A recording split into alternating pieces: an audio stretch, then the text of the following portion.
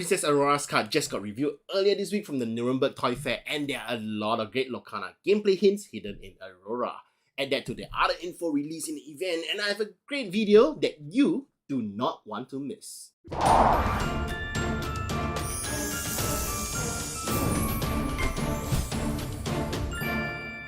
Hey guys, this is D-Summer from Mushu Report, where we cover all things Lorcana.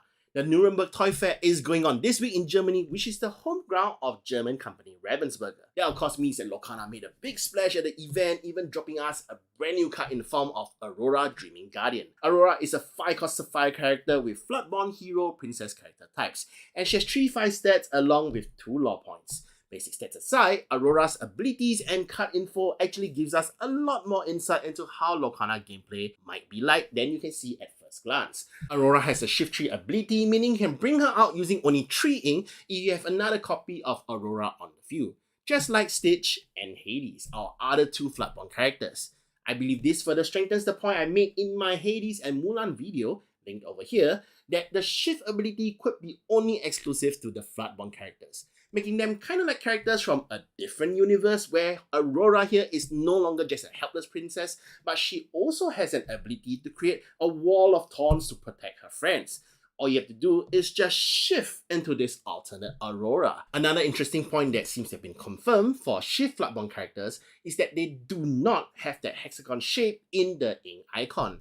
We did not have any other Ember characters to compare to that did not have Floodborn, but now with Aurora, we can compare her to Robin Hood, which has the hexagon icon around the ink. So that is pretty important information tied to gameplay, especially since we already know that through Hades, the cost icon does not necessarily always have the flourish around the hexagon for characters. Yet in the Shift ability, you only have the hexagon to indicate the ink to pay without the flourish. My personal guess is that there will be different ink in the gameplay, and the plain hexagon cost icon indicates that the ink required to pay for the cost can be of any ink type. Whereas if there is the flourish around the hexagon for the cost icon like for the characters, that means that at least either one or all the ink used has to be paid for the cost with the same ink type as the card itself. Want to summon out Aurora normally, you have to pay at least 1 Sapphire ink, with the remainder 4 being of any color, or all of them have to be Sapphire. However, if you use a Shift ability, you can pay just 3 ink of any color to play Aurora over another Aurora character. Just remember that this isn't confirmed yet though, and we still have to wait till at least April for confirmation. Now, I also said that Aurora looks to be able to control roses to create what seems to be a wall of thorns, and that is a good image we can have for her other ability, Protective Embrace, where all your other characters gain ward. Ward is a new keyword which states that opponents cannot choose them except to challenge. That means that if you have, say, Aurora and Mickey on your field and your opponent wants to use Dragonfire to take out your characters, their only option is Aurora, since Mickey cannot be chosen for Dragonfire since they have ward. If you pair that with Mickey who has Evasive, that could make for a really strong combo, since Mickey cannot be chosen for Dragonfire and yet your opponents won't be able to challenge Mickey too, making this one of our first combo plays in Lorcana. Another combo idea I have depends on if there are any restrictions to having 2 characters with the same name on your field. If not, you can have 2 copies of Aurora on the field, and then both the Auroras will give each other ward to fully protect the board. The interesting point about ward doesn't just end there.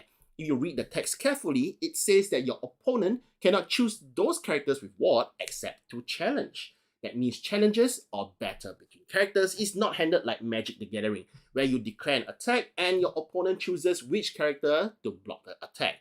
Instead, it's more similar to Duel Masters and Yu-Gi-Oh!, where you specify the character that you want to challenge exactly. And that, my friends, is everything I believe there is to know about Aurora Dreaming Guardian for now. Aside from Aurora, there are a lot of interesting points to note from the Nuremberg Toy Fair booth too. First up, they showed mock-ups of all the first chapter products and they look fantastic. These mock-ups only have the front print out though, so there's no hidden information from the back that we can get at the moment. Though, if you look at this photo from the press release where all the products are shown together, we can get an idea of the size of each product, assuming that they are printed to scale. I have to say that Illumina's Trove does seem kind of smaller than I expected for all the content it has. I'm planning for a video in the future where I go through each product in detail and suggest what you should get based on your budget. So a subscribe to the channel would be huge. Next, Ryan Miller did an interview, which is up on the channel too, and you should definitely check it out. I think the most important part will probably be this part. Yeah, it's amazing, but there's so much more in the set. I mean, we're doing over 200 pieces of art in every set, 4 times a year.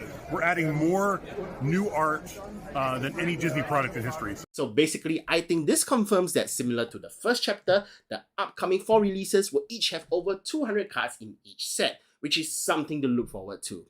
Last but not least, they also showed Mulan in full in the booth, which sadly confirms that Mulan does not have any flavor text. Dishonor on you! Dishonor on your cow! I even got a confirmation from Disney Lorcana themselves. On the bright side though, we managed to make out that Mulan should be number 118 in the set, and if we include it into a table that lists out all the card numbers we know so far, I think we can safely say that the card numbers are split into the different inks, followed by alphabetical order. Also, maybe we get a steel card review next since we only know 1 steel card so far. And that's it for everything that we know from the Nuremberg Toy Fair event. Credits for all this goes to Florian Art, a journalist for Rebel Gamer who helped us to get all these pictures, which has seriously helped out the entire Lorcana fan community so much. So I'm going to say a very big thank you to Florian, and this is the summon of Mushu Report, signing out.